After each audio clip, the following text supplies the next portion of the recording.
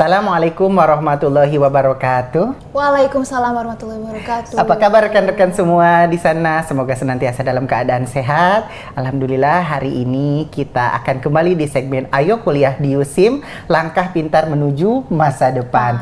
Oke. Hari ini saya Ahmad Yunus, selalunya dipanggil sebagai Yunus, pelajar dokter falsafah konseling. Kalau di Indonesia pelajar S3 konseling. Saya juga merupakan alumni Master Konseling Penyalahgunaan Dadah, atau kalau di Indonesia konseling penyalahgunaan narkoba dari USIM juga. Jadi S2 dan S3 sudah di USIM nih. Dan saya juga bersama rekan saya hari ini yang sangat cantik, Alia. Apa kabar Alia?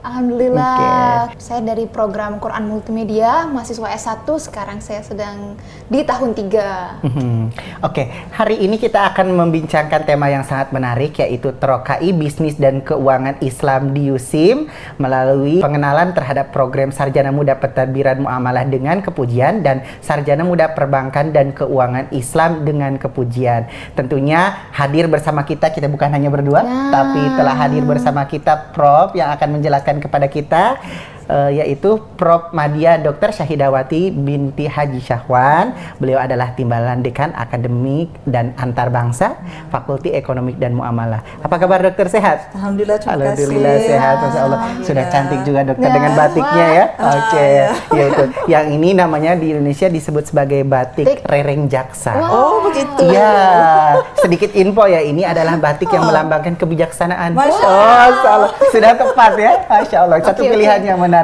Insya Allah dokter, kita juga akan membicarakan satu topik yang menarik, karena kan ilmu ekonomi ini kan ilmu yang tidak ada habisnya ya. Kita hidup memang salah satu bagian dalam prosesnya adalah bermuamalah melalui proses berekonomi lah. Dan melalui kesempatan kali ini kita akan mulai membicarakan tentang program Sarjana Muda Pentadbiran dan Muamalah. Tapi sebelum kita mungkin mengenal lebih jauh, karena kedua-dua program yang akan kita bicarakan berada di bawah Fakulti Ekonomi dan Muamalah, apa sebetulnya sih dokter Fakulti Ekonomi dan Muamalah itu? Terima kasih ya Mbak Yunus. Alhamdulillah, terima kasih juga kepada Sister Alia atas kesempatan pada hari ini. InsyaAllah saya Profesor Madia Dr. Syahidawati binti Syahwan, memperkenalkan diri lagi sekali. Dan saya merupakan Timbalan Dekan kepada Fakulti Ekonomi dan Muamalat dalam akademik dan antarabangsa. Jadi apakah Fakulti Ekonomi dan Muamalat ini ya? Untuk pengetahuan semua, Fakulti Ekonomi dan Muamalat adalah fakulti yang menjurus kepada ekonomi dan aktiviti muamalat seluruh yang berkaitan dengan ekonomian muamalat. Fakulti kami ditubuhkan pada 2001, yang mana pelajar sulung kami yang diambil pada tahun 2002, 2002, iaitulah melibatkan program Sarjana Muda Pentadbiran Muamalat yang akan kita bincangkan selepas ini. Untuk pengetahuan semua, sebenarnya Sarjana Muda Pentadbiran Muamalat ini adalah sarjana muda yang pertama ditawarkan dalam fakulti kami. Jadi matlamat utama kami sebenarnya bila kami develop, maka kami mencipta kursus Sarjana Muda Pentadbiran Muamalat ini adalah berhasrat untuk menghasilkan graduan ekonomi dan muamalat yang memenuhi ciri-ciri integrasi nakli dan akli, yang mana ia mencakupi semua bidang keilmuan yang mana boleh membantu ummah untuk lebih ke hadapan dari segi ekonomi dan pentadbiran muamalat. Itu matlamat besar kami dan harapan kami bila menghasilkan graduasi kami dalam bidang ekonomi dan muamalat. Dokter. Ternyata jurusan yang paling sulung ya. Betul. Ya, benar. Di Fakulti Ekonomi dan Muamalat gitu. Jadi salah satu yang paling sulung. Dan kalau tadi dihitung-hitung dari 2002 berarti sudah 22 tahun ya dokter? Ya benar. Wow, banyak sekali tentu. Tahun, benar. Betul, tentu menjadi satu pengalaman yang menarik. Dokter, kalau mungkin kita bicara terkait dengan, biasanya kan kita mau tahu ya isinya tuh, atau apa sebetulnya yang akan dipelajari selama 4 tahun, kan 4 tahun waktu yang tidak singkat, waktu yang lama. Sebetulnya dalam proses 4 tahun itu apa yang akan dipelajari di program Sarjana Muda Pentadbiran Muamalat ini, dokter? Terima kasih lagi sekali ya pada Yunus. Jadi di fakulti kami, iaitu program sulung kami Sarjana Muda Pentadbiran Muamalat, untuk pengetahuan ya pendengar semua, kita bukan sahaja menawarkan program kita bermula pada semester akan datang, iaitu intake 2 September atau Oktober 2024. Kita akan mulakan pengajian pelajar-pelajar kita selama 3 tahun sahaja. Yang mana, ya benar, yang mana 3 tahun dan setengah tahun lagi tambahan plus setengah tahun, iaitu menjalani latihan industri. Jadi secara strukturnya, pengambilan kursus para pelajar ini hanyalah selama 3 tahun. Setengah tahun lagi adalah industri. Jadi inilah cara kami untuk menarik minat pelajar-pelajar kita untuk masuk ke fakulti kami, kerana kita telah memendekkan tempoh kursus ini. Jadi apa yang akan dipelajari? Betul, persoalannya ya. Jadi insya-Allah dalam tempoh 3 tahun pembelajaran pelajar-pelajar ini, untuk sarjana muda pentadbiran muamalat, kita telah design kursus-kursus yang terus menjurus kepada pentadbiran muamalat. Apa itu pentadbiran muamalat ya, berbanding dengan kursus-kursus yang di luar. Pentadbiran muamalatlah pentadbiran pengurusan, pengurusan institusi, pengurusan individu, pengurusan syarikat, dan pengurusan keseluruhan aspek berkaitan dengan muamalat dan hubungan antara organisasi dan juga individu. Jadi ia bukan sahaja melibatkan sistem keuangan, ia juga melibatkan sistem-sistem pentadbiran. Sebagai contoh, pengurusan sumber manusia, pengurusan harta, dan ini semua meliputi konteks muamalat ataupun konteks nakli, yang mana merujuk kepada wahyu yang diturunkan oleh Allah Subhanahu Wa Taala.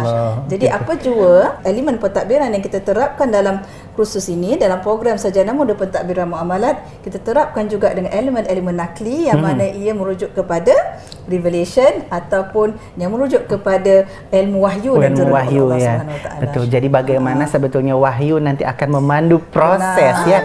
Betul, wahyu memandu proses. Betul, dokter. Jadi kalau mungkin dokter boleh sebutkan contoh mata kuliah. Atau kalau di Indonesia kita sebut mata kuliah, dokter ya. Kalau di sini mungkin subjek ya, yang mungkin paling menarik gitu yang ditawarkan subjek 1, 2 atau mungkin yang dokter boleh ceritakan. Saya suka ceritakan ya, antara yang agak menarik yang kita akan tawarkan adalah yang paling biasa adalah ekonomi Islam. Itu adalah standard mana-mana program pentadbiran perniagaan ataupun pentadbiran muamalat, subjek ekonomi Islam mestilah wajib diambil para pelajar.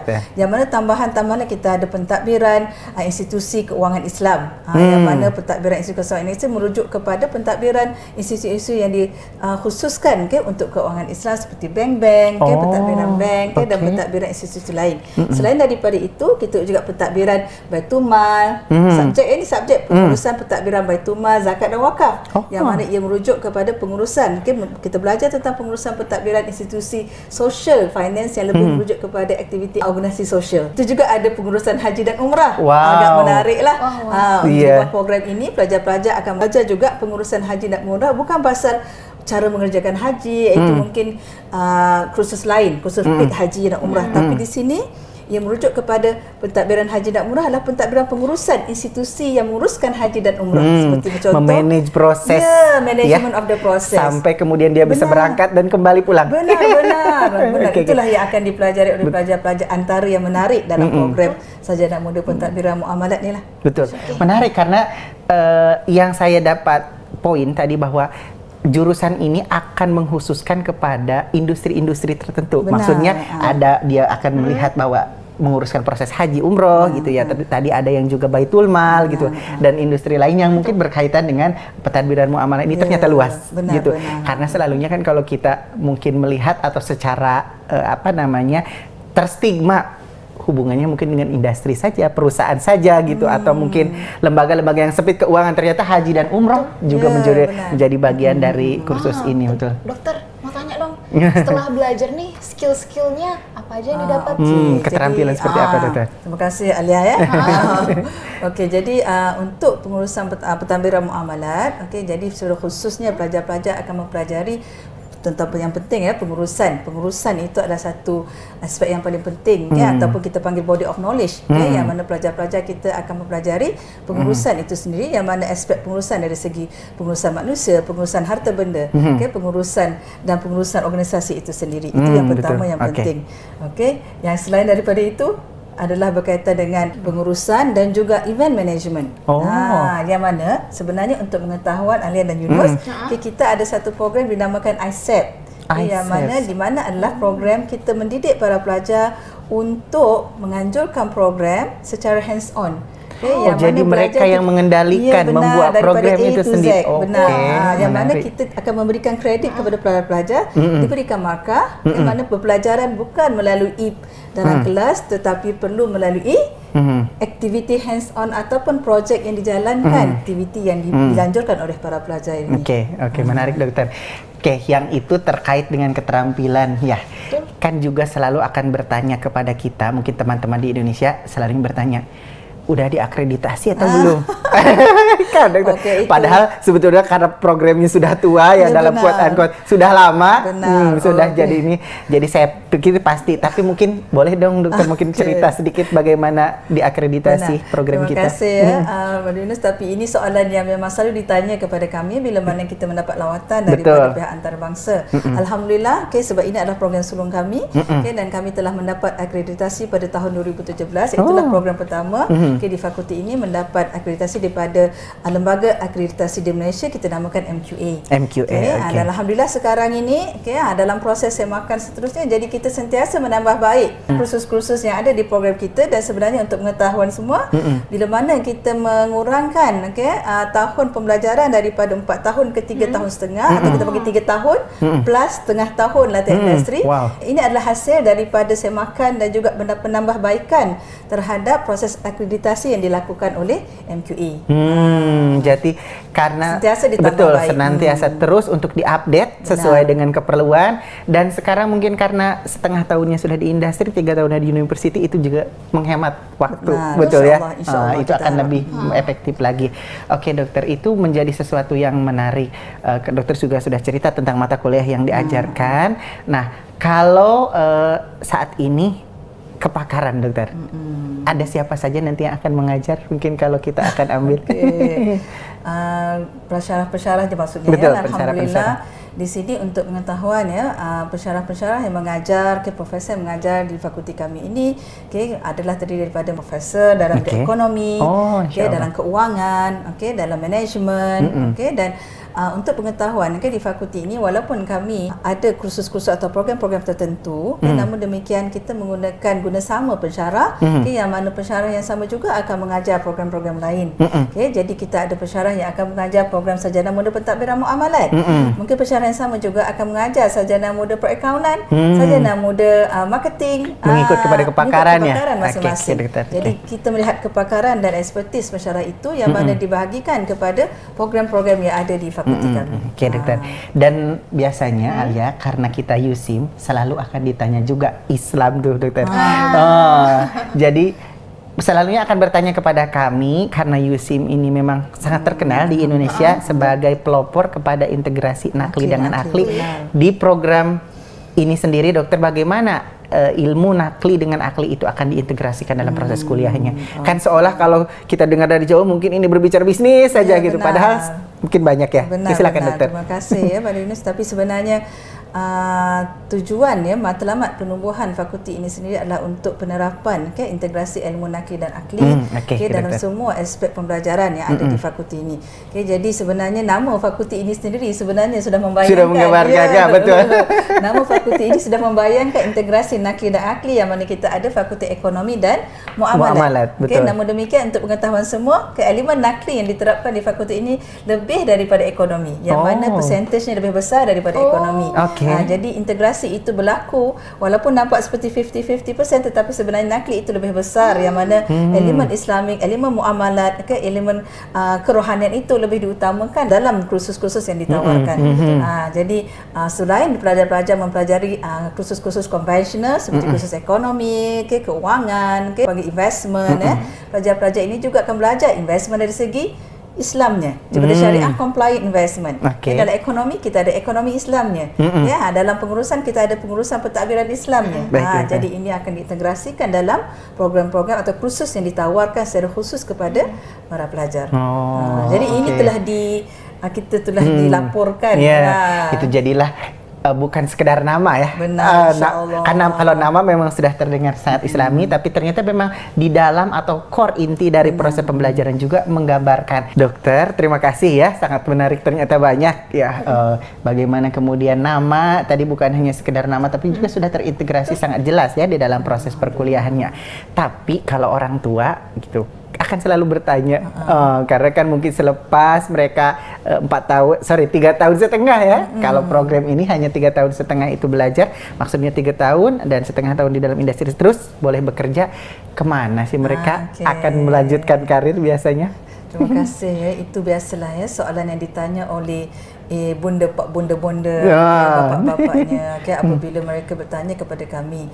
Alhamdulillah sebenarnya untuk pengetahuan semua Brother Yunus dan Alia. Jadi pelajar-pelajar kita yang telah bergraduasi selama ini, masing-masing ada yang bekerja dalam institusi kerajaan, ada yang bekerja dalam institusi swasta, dan diterima dengan baik, khususnya dalam sektor perbankan Islam juga sebenarnya. Jadi di Malaysia sebagai contoh, kita ada sektor perbankan Islam yang sangat marak, yang kita pelajar-pelajar sarjana muda pentadbiran muamalat ini juga menjadi salah satu sumber human resource ataupun sumber manusia yang menjadi kemahuan kepada industri-industri ini, mengisi industri-industri tersebut ya, Doktor. Jadi sebenarnya di Malaysia itulah keadaannya, alhamdulillah. Selain daripada mendapat tempat dalam institusi kerajaan, institusi swasta, mereka juga mencipta sendiri pekerjaan.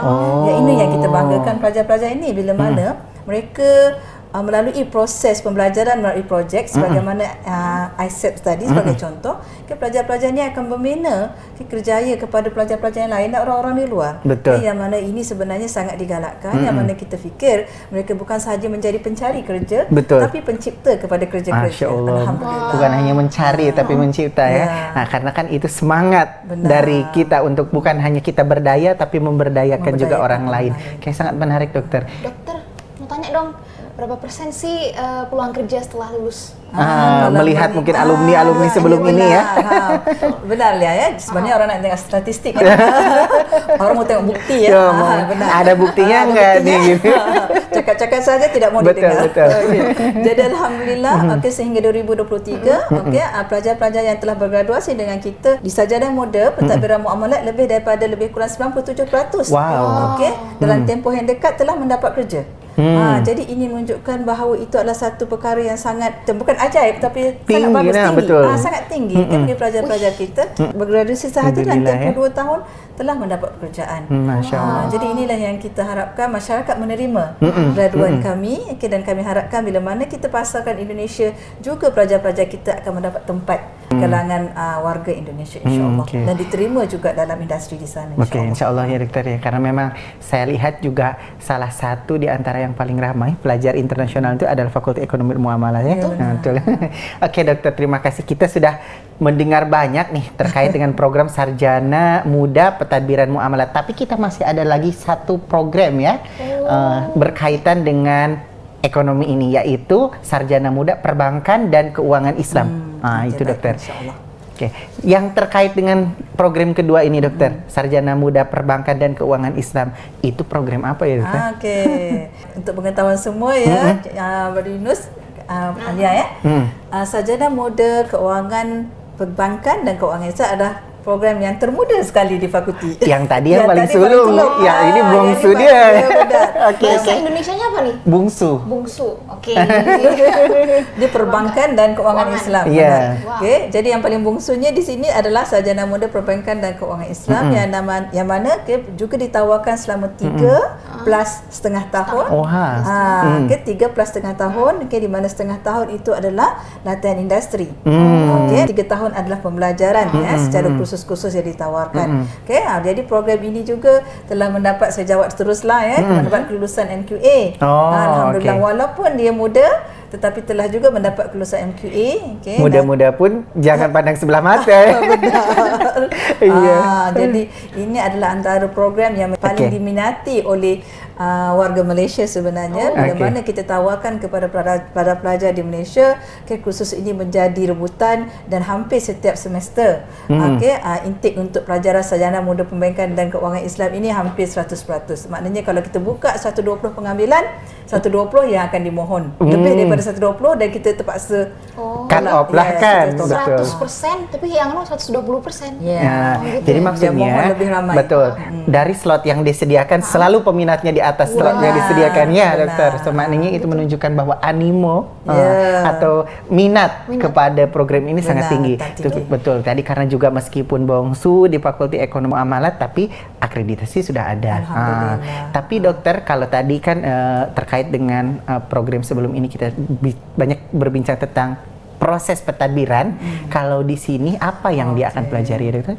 Jadi untuk namanya situ perbankan dan keuangan Islam. Okey, jadi khusus kepada kursus perbankan dan keuangan Islam ini pelajar-pelajar akan belajar mengenai institusi khusus iaitu perbankan dan keuangan Islam. Spesifik spesifik kepada industri perbankan dan keuangan Islam. Cuma jangan risau, program ini bukanlah spesifik yang sempit bidangnya. Untuk pengetahuan semua perbankan dan keuangan Islam ini dia sangat luas. Ia meliputi bukan sahaja perbankan, keuangan yang juga melibatkan capital market. Kita panggil capital market di Indonesia, saya enggak tahu ya. Apa ya? Pusat pasar saham. Pasar saham, benar. Pasar saham, pasar saham. Sudah mengingat-ingat istilahnya. Capital market dan juga kita ada institusi takaful dan insurans. Dan juga mungkin di Indonesia juga takaful. Dan kita juga meliputkan institusi social finance. Jadi dia bukan lembaga keuangan, lembaga keuangan, governance, dan seterusnya. Jadi khusus yang diambil oleh pelajar-pelajar dalam sarjana muda keuangan dan perbankan Islam ini, walaupun menjurus kepada institusi perbankan dan keuangan Islam, tetapi still kursusnya agak meluas dan mencakupi pelbagai bidang dalam keuangan Islam itu sendiri. Dokter. Jadi meskipun seolah-olah fokus kepada ini, tapi sebetulnya industrinya luas ya. Masih banyak pilihan, masih banyak hal-hal yang mungkin bisa dieksplor ya, dokter. Benar. Betul. Nah, kalau terkait dengan selalunya kan selain dengan belajar kita akan ada kemahiran skill. Apa sih skill yang bisa didapatkan setelah belajar 3 tahun? Untuk kursus perbankan, program perbankan dan keuangan Islam ini kita ada special berkenaan dengan keuangan perbankan dan keuangan Islam ini. Untuk pengetahuan Pada Yunus dan Alia, pelajar-pelajar perbankan dan keuangan Islam kita ini bukan sahaja belajar melalui kertas, lecture biasa, tapi kita menarik tambah skill mereka melalui kita namakan investment lab. Jadi kemahiran investment mereka agak mantap, dan juga mereka juga diberikan pendedahan menggunakan simulation bank. Jadi mereka diberi kemahiran menggunakan bank secara real.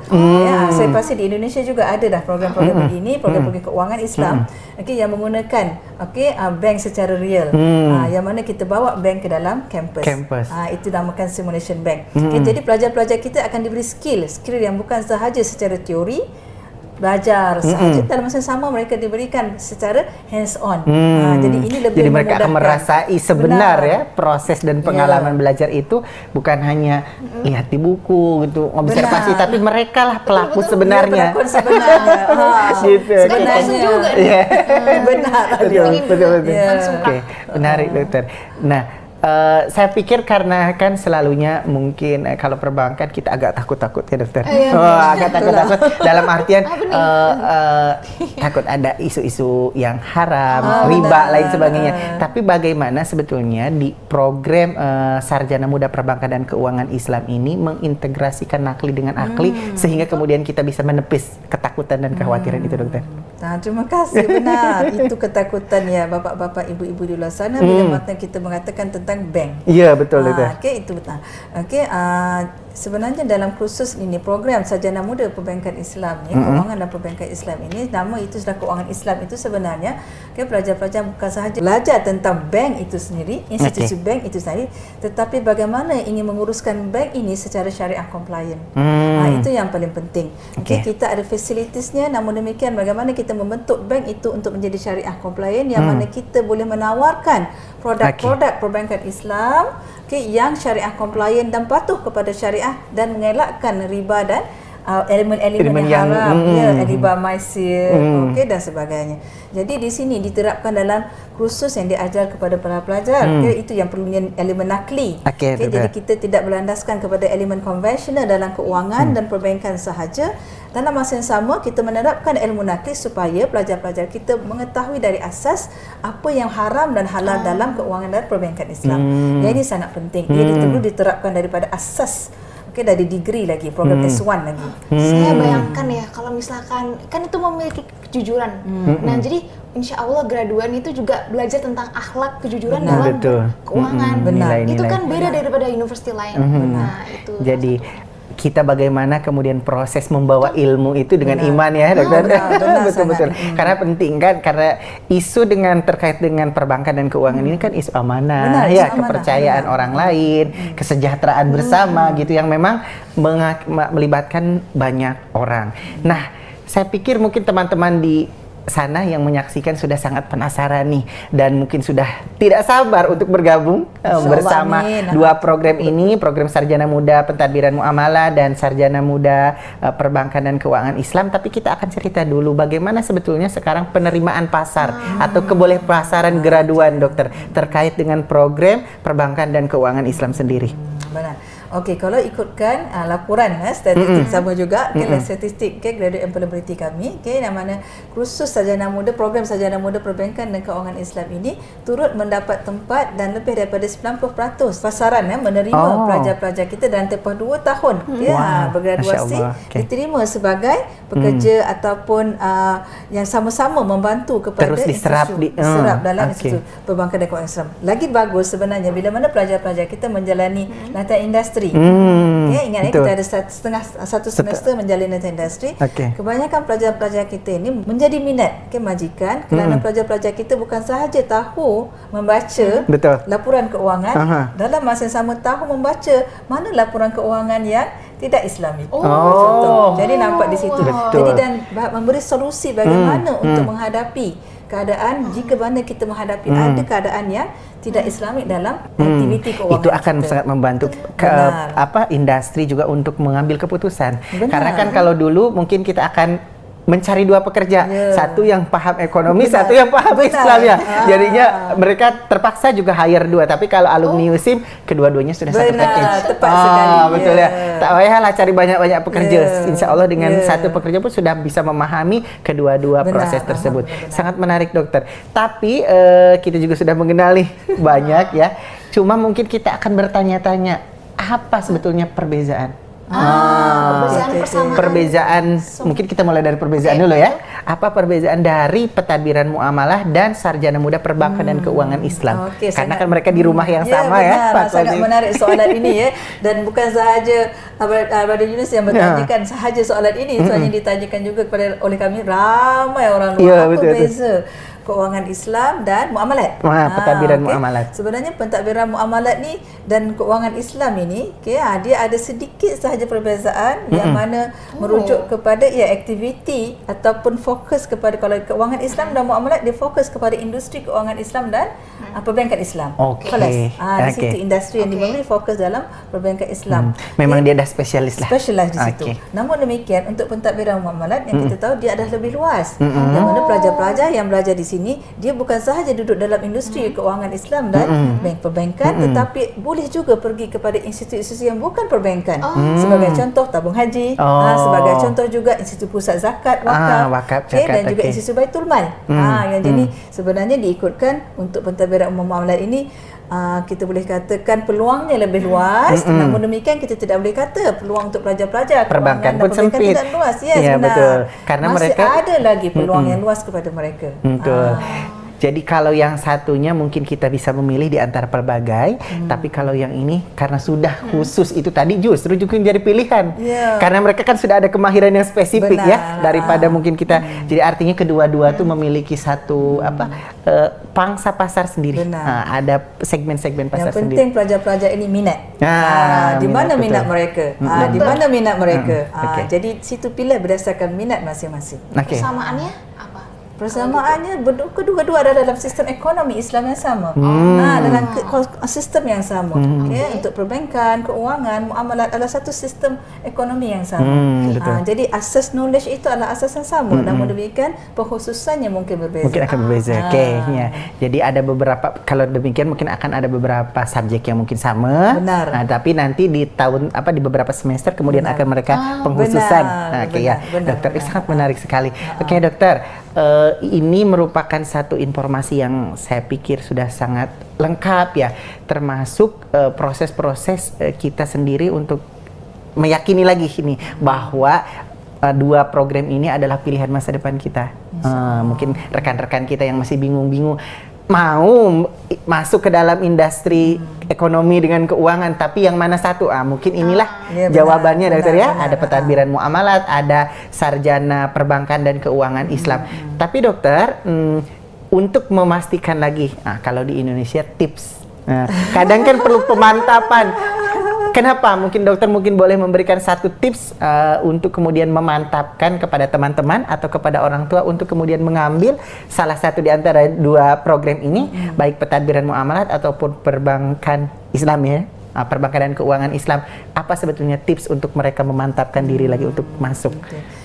Sebenarnya kita ada syarat kemasukan. Jadi untuk pelajar-pelajar, anak-anak, ibu-ibu dan bapa-bapa yang mahu menghantar pelajar, anak-anak ke fakulti kami. Jadi antara syarat-syarat yang perlu dipenuhi oleh para pelajar adalah yang pertama, untuk memenuhi keperluan nakli itu kita memerlukan anak-anak yang boleh berbahasa Arab. Di kampus ini hampir pada semester pertama saya rasa banyakkan kursus yang diambil adalah dalam bahasa Arab semester pertama. Benar Alia ya? Jadi di situ jika pelajar-pelajar kita boleh berbahasa Arab dengan baik, itu adalah satu advantage kepada mereka. Namun demikian yang kurang baik tidak ada masalah. Saya masih tertinggal dokter di mana? Jangan ragu ya. Saya sendiri bahasa Arab saya dulu masih beginner tapi skill sih. Jadi tidak ada masalah. Akan ada kursus-kursus yang perlu diambil di USIM untuk memantapkan bahasa Arab masing-masing dengan syarat ada bahasa Arab. Itu antara syarat utama. Seterusnya bagi memasuki fakulti kami, ekonomi dan muamalat, antara kursus-kursus yang perlu ada adalah kursus ekonomi ataupun keuangan ataupun kita panggil apa-apa kursus yang berkaitan perdagangan sebagai contoh, apa-apa yang ada elemen muamalat ataupun ekonomi di situ, walaupun bukan yang Islamic ekonomi ataupun Islamic business apa-apa saja, tapi ada berkaitan dengan ekonomi dan perdagangan. Mungkin kalau di Indonesia kan ada di sekolah menengah itu, kalau di sana SMA, sekolah menengah atas, itu ada beberapa subjek tentang akuntansi, benar. Kan ekonomi, kan ada di sana itu ada sosiologi, geografi, akuntansi dengan ekonomi. Nah itu di bawah jurusan sosial lah. Maksudnya berarti mereka yang memiliki basic seperti itu adalah layak untuk masuk. Jadi teman-teman yang memang sekarang sudah berada di skop sosial, jangan ragu. Mungkin boleh letak dan jadikan pilihan Fakulti Ekonomi Muamalah sebagai IPS. Betul, anak-anak IPS kalau kami. Ilmu Pengetahuan Sosial. Jemput fakulti kami. Jadi mungkin mereka yang memiliki basic sekarang di Ilmu Pengetahuan Sosial adalah sesuai untuk kemudian masuk. Tapi tadi pesanan dari dokter ya untuk teman-teman semua yang ada di Indonesia, jangan takut kalau bahasa Arabnya masih ini. Bukan berarti kita tidak bisa mengikuti, justru di sinilah tempat mengasah dan mengasah dengan menyempurnakan kemampuan itu semua. Baik dokter, terima kasih dokter, sangat menarik perbincangan kita hari ini. Insya Allah mungkin nanti banyak teman-teman yang mungkin akan bertanya, insya Allah dalam segmen seterusnya kita mungkin akan bincangkan lebih banyak lagi. Mungkin bagi teman-teman ya Alia yang sudah bertanya-tanya kemana informasi lebih banyak kita boleh dapat, kita bisa dapatkan di mana Alia? Di www.usimpace.usim.edu.my. Juga nanti teman-teman semua jangan ragu, nanti akan disediakan QR bersama dengan tayangan ini. Teman-teman semua boleh scan saja QR-nya untuk kemudian tahu lebih banyak mengenai informasinya. Itu ya dokter. Jadi jangan tunggu lama-lama, nanti ketemu dokter langsung di Fakulti Ekonomi dan Muamalah. Dokter Alia, terima kasih. Hari ini sangat luar biasa. Semoga dokter juga senantiasa sehat untuk kemudian nanti menyambut rekan-rekan kami yang dari Indonesia untuk bergabung di Fakulti Dokter. Jemput ke sana. Ditunggu di sini ya teman-teman semuanya. Terima kasih teman-teman semuanya. Semoga segmen ini bisa memberikan informasi kepada teman-teman untuk memantapkan hati bergabung di USIM melalui Fakulti Ekonomi dan Muamalat. Ada dua program tadi yang dokter sudah jelaskan, yaitu program Sarjana Muda Pentadbiran Muamalat dan program Sarjana Muda Perbankan dan Keuangan Islam. Jadikan salah satu di antara kedua program itu sebagai pilihan Anda. Terima kasih. Wassalamualaikum warahmatullahi wabarakatuh. Dadah.